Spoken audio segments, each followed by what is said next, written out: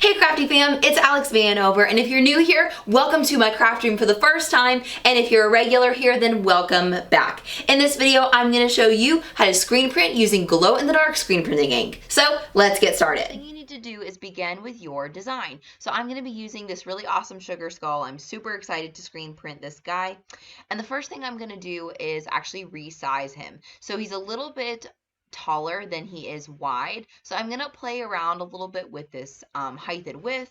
Let's try making him 10 inches tall. That only makes him 6.5 inches wide, and I think on a shirt that's gonna look a little bit weird. So let's try 11 inches high.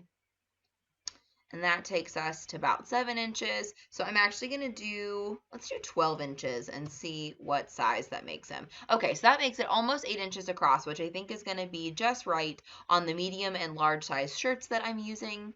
And so now that I have it sized, the next thing I'm going to do is kind of set the screen up so that it's really, really easy for me to use. So the first thing that I'm going to do is add in a circle shape so that I can know where to place my mandala. So I'm going to make the circle 0.75 inches wide. There's a sticker trick that I'm going to show you guys on how to line your shirts up. This makes it way, way easier. And so I have the mandala already on the 4-inch line. So I'm just going to take it up 1 to about 3 inches or so. And then I'm going to select both designs and I'm going to use the align tool. So I'm going to go to align and then center horizontally so that I know that it's centered. And then I'm going to attach these two pieces. Another thing I'm going to do into this design is I'm going to add registration marks. I'm not positive that I'm going to use registration marks, but the reason that I want them is because I want to be able to add a second coat of glow-in-the-dark ink if I feel like I need it because of the colors of my shirts. So I'm going to go ahead and add 4 registration marks in here anyways. So I'm just going to grab a shape, and I unlocked it and made it super small. And I'm just going to use these and duplicate them now that I have one the size I like. And I'm going to put it on the outside around my skull here. And the reason I'm going to do that is so that the squeegee doesn't necessarily swipe ink over top of it, but I do want to have it just in case I need it. So you want it to be around the design, but it doesn't necessarily have to be in like the same spot in all 4 places. The whole goal is to be able to line these up in case I decide to do multiple coats of ink.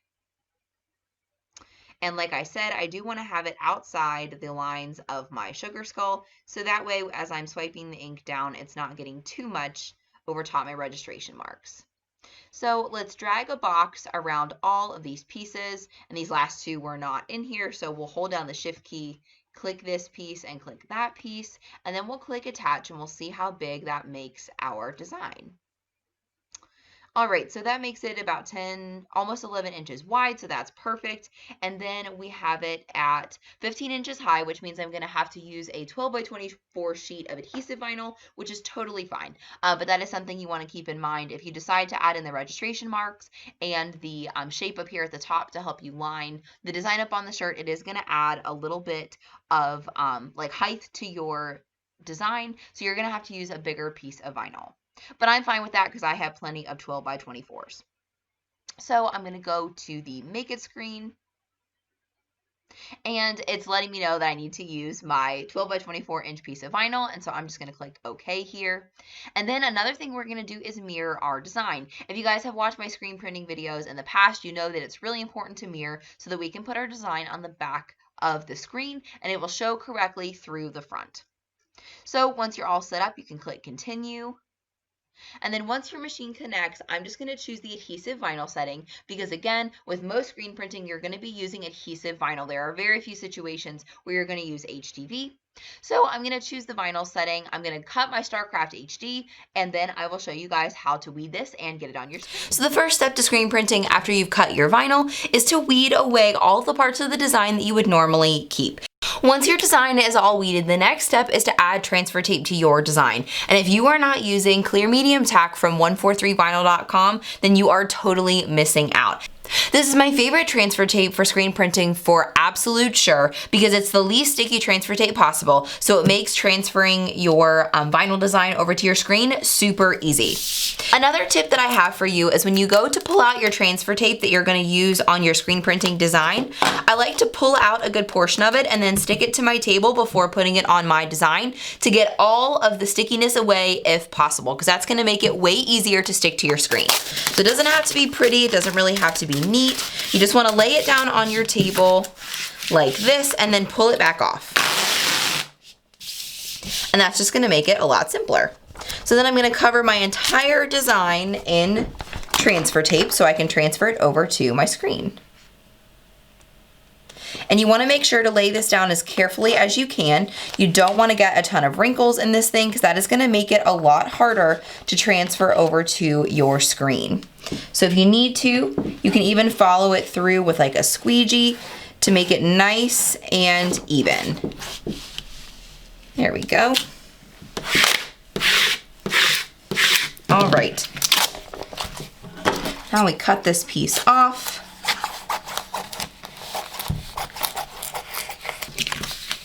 You guys will notice in this step, I'm only going to use my hands to burnish the transfer tape onto the vinyl because I don't want to get them super stuck together until it's on the screen. So I am going to be using a 12 by 18 screen, which is a little bit larger than the average screen printing screen, but the reason that I like it is because I can put huge designs on this screen and they're still super easy to line up. So first I'm going to flip the screen over and then I'm going to remove the vinyl from my transfer tape so that I can transfer it over to that screen. And I'm going to try to put this design toward the middle of the screen so that there's a little bit of room on the top and the bottom. That just makes screen printing a little bit easier.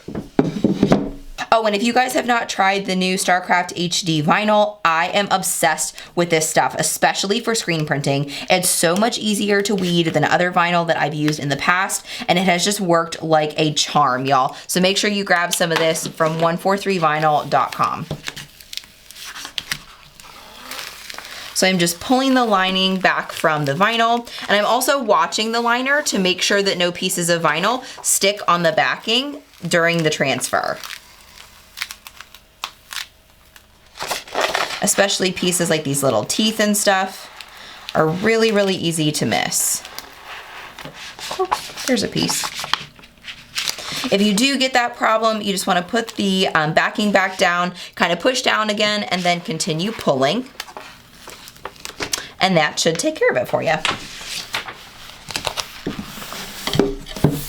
So then remember I have the back of my screen facing up. So I'm gonna lay my vinyl design out just like I did onto the transfer tape. I wanna try to make sure that there are as few wrinkles as possible, again, because I wanna get the best transfer that I can. So I'm gonna lay it down just like this. Nice and slow. All right, and now that this is on the screen, I'm gonna go ahead and use the squeegee, and I'm gonna burnish really well on both sides before removing the transfer tape. Now I'm just gonna peel the transfer tape back, and you'll notice that I peel it at basically 180 degrees. I pull it straight back from the angle that it started at. That just makes it a lot easier to pull off, and it doesn't put any stress on the vinyl. And then you're gonna watch for all these little pieces that may try to come up with your transfer tape, and you wanna have a tool like a pin pen or some tweezers handy to push any of those pieces back down that don't wanna transfer onto the screen.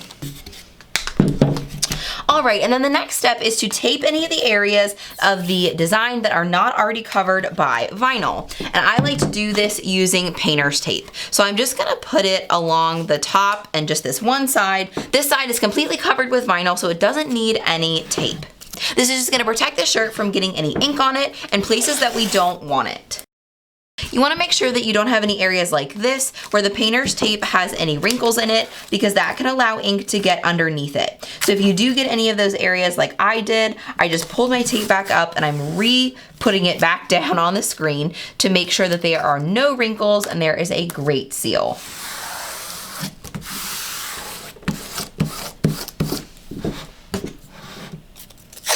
Then we'll cover the bottom.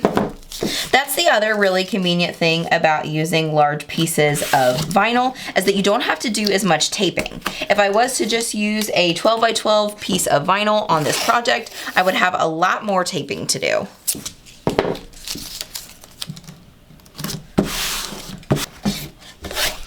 So one thing that I did to prep my shirts before I turned the camera on was I did heat press my shirts, and I at least got out most of the wrinkles. You don't want to start with a super wrinkly t-shirt because that can affect the quality of your print.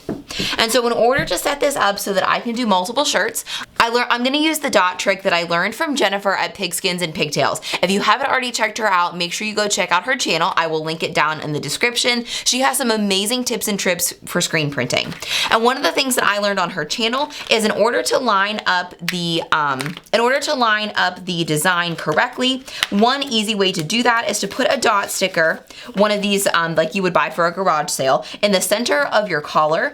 And that is why we made the 3/4 inch circle at the top of our design. We're just gonna find this little circle using our screen, and we'll cover this, and that will help us to know that we have centered our design correctly, and it's exactly 3 inches above the design, so that's gonna make sure that I place it on the shirt correctly without thinking about it too hard. So I'm gonna put a dot sticker on the collar of each shirt that I am using for this project. You wanna use the circle in the top of your screen in order to find the dot sticker that you placed on the collar. And that's gonna help you know that you've placed it 3 inches below the collar, but you also wanna make sure that the screen is straight, so do your best to get it in the right position.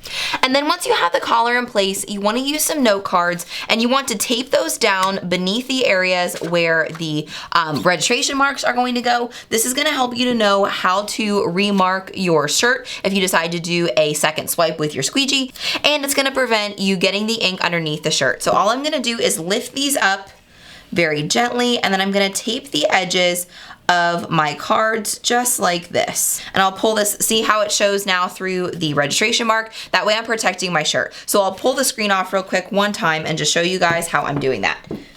So I'm just laying a note card down like this, and then putting a piece of painter's tape right there so that it's not in the way. But another thing you need to keep in mind when you're placing your note cards is that you don't want it to interfere with your design. So you may have to move them around a little bit accordingly. But this is gonna make it so much easier to line up exactly. It's totally gonna be worth it.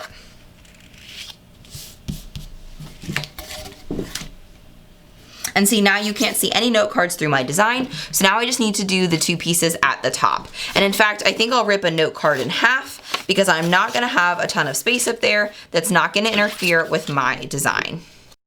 So then once we get this lined up again, I've got all my registration marks with a card underneath them, and my screen is lined up with the dot sticker in that little circle. I'm just gonna make sure that my screen is straight. Oh shoot. And see, now you can see a little bit of the shirt through the registration mark.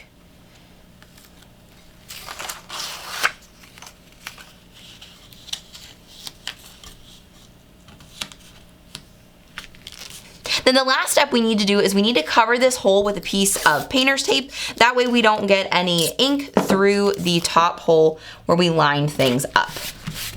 And this way we can use this circle again when we get back to our gray shirt. I'm gonna be using Speedball's Night Glow screen printing ink in green. And I'm super excited to try this stuff before. I cannot wait to see how bright it glows. I think this is gonna be so much fun for Halloween. So next I'm just putting a tiny bit of ink above each of my registration marks. I'm just gonna use my squeegee, and I'm gonna do a quick screen print over top of all 4 of my registration marks. The reason that that's helpful is so that when I go back and if I decide to do a second coat of ink on this shirt, I'll know exactly where to place it.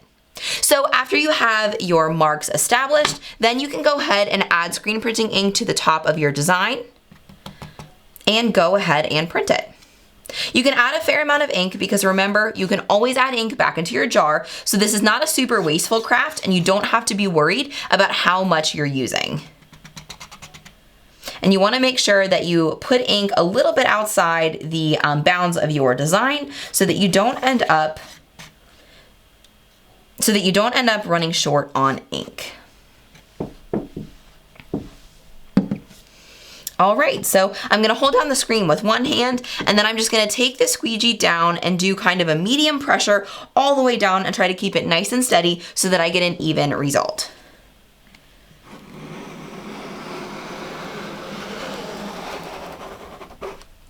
Looks like we ended up with not quite enough ink here at the bottom. So I'll go over it just a little bit with the ink on my squeegee. I'll add a little bit more at the bottom like this. And then we'll go back in the correct direction in just a second, but I just want to make sure that this area gets covered. There we go. All right, so let's do another pass just because this is a little bit of a lighter color on a slightly darker shirt. So I'm gonna add a little bit more ink.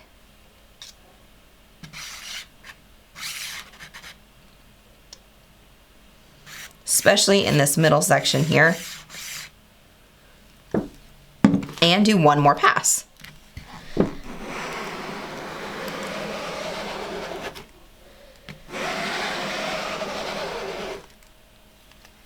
All right, y'all. Let's pull this up and see how it turned out.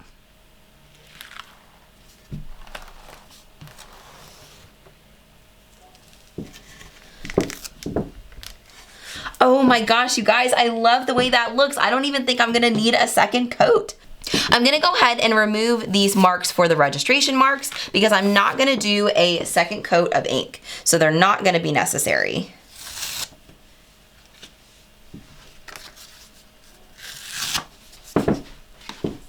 And since this is not quite dry yet, I'm actually gonna put this shirt on a hanger and set it aside. So the first thing that I'm gonna do is I'm gonna lay my cards back down for the registration marks just because there's already ink on my screen. So I wanna try to avoid getting any ink through the shirt since the screen is already wet. And I may have to make adjustments, and that's perfectly fine, but we're basically starting over with the lining up process on our shirt since this is a new shirt. So I'm gonna remove the tape here at the top so that I can find the little yellow sticker through my screen. And then I need to move some of my cards into the right spots so that again, I am covering behind the screen printing ink.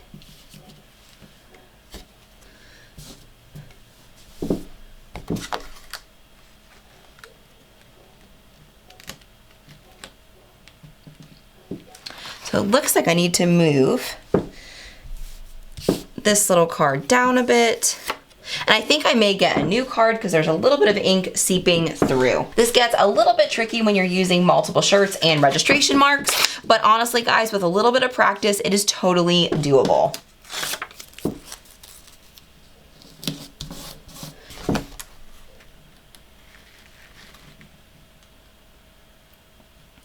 All right, y'all, I think we are in business. So I'm going to line up the little yellow circle inside of my dot. I just want to make sure that my screen is straight along with my t-shirt.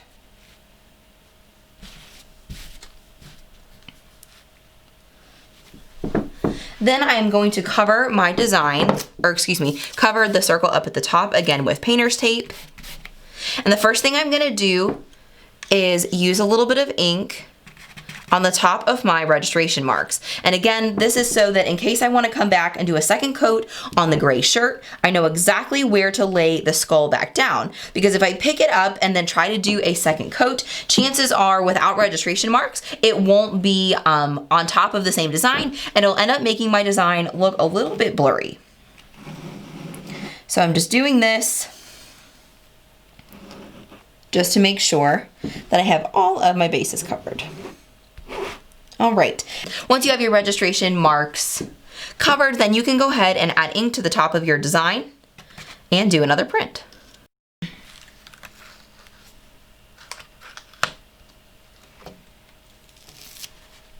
Oh my gosh, y'all, I just love how this turned out. It looks a lot lighter than it does on in person than it does on the camera, but I love the really subtle screen printed look that it ended up with this shirt. So it looks like we made registration marks for no reason at all because they didn't end up needing to be used, but it's super helpful to have them there just in case we need them.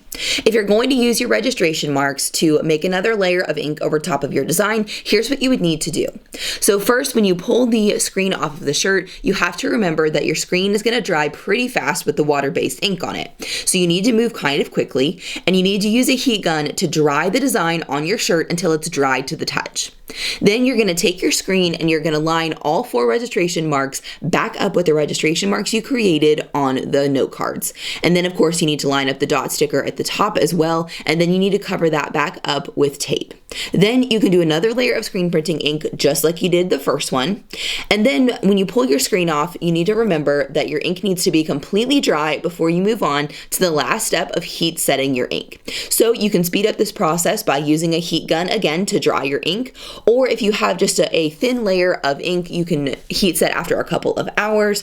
And if you have a bigger layer of ink, you may want to wait as long as overnight. It just needs to be completely dry before you move on to heat setting. But in the meantime, I'm gonna go clean off my screen. If you've never cleaned off a screen printing screen, I do have another video about that, so I will put that up in the YouTube card so that you guys can go check that out. And if you're new to screen printing, I do have tons of screen printing videos on my channel. I kind of sped through this one because a lot of you guys have already seen my screen printing videos, but if you're new to those, I will also link those up in the YouTube card in the corner of the screen and in the description of this video in case you want to learn more. So the last step to screen printing is heat setting your ink using a heat press, easy press, or an iron. And this is a really important step because after you heat set your ink is going to be totally permanent on your shirt, just like heat transfer vinyl or anything else. I'm going to press each shirt at 320 degrees for 40 seconds. Here's what the shirts look like when they are finished. Let's check out how bright they glow in the dark. How crazy is that? Y'all, look how bright these are. You can even see the ink in the back looking super bright. Look how crazy bright these shirts are, y'all.